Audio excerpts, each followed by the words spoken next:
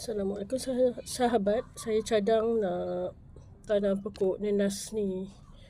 Nenas kecil ni kan. Tapi tanah pula tak ada. So saya biar dulu dalam pasu ni. Pasu yang agak sederhana ni saya dah jumpa.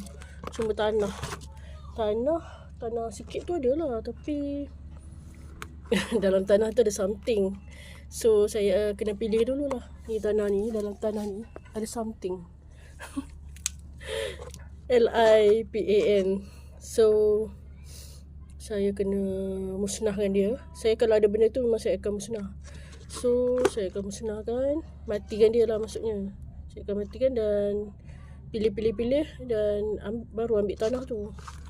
Saya rasa ada dalam tu, macam tu. Saya tak sempat nak matikan sebab tak ada baygon, tak ada alat untuk matikan. Pampas ni saya biar tutup ni. Dan dia ambil je lah jaring ni. Ni tak kisah sama ada bawah ni ke ataupun atas pun tak apa, sama je.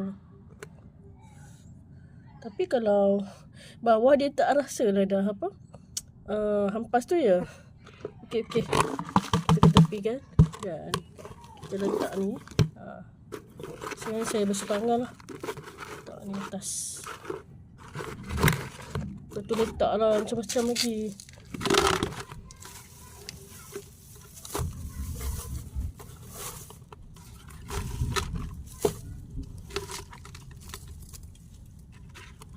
Dalam ni pun ada jaring. Okey, nanti kita tanam. Nantilah, tapi kalau nak tanam kena buang ni. Buang ni. Buang lah. Buang.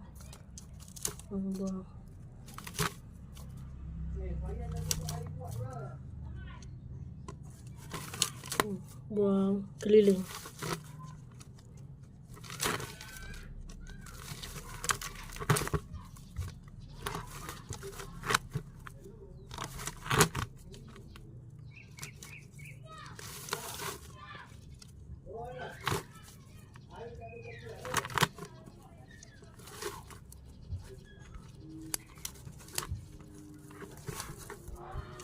Buang keliling.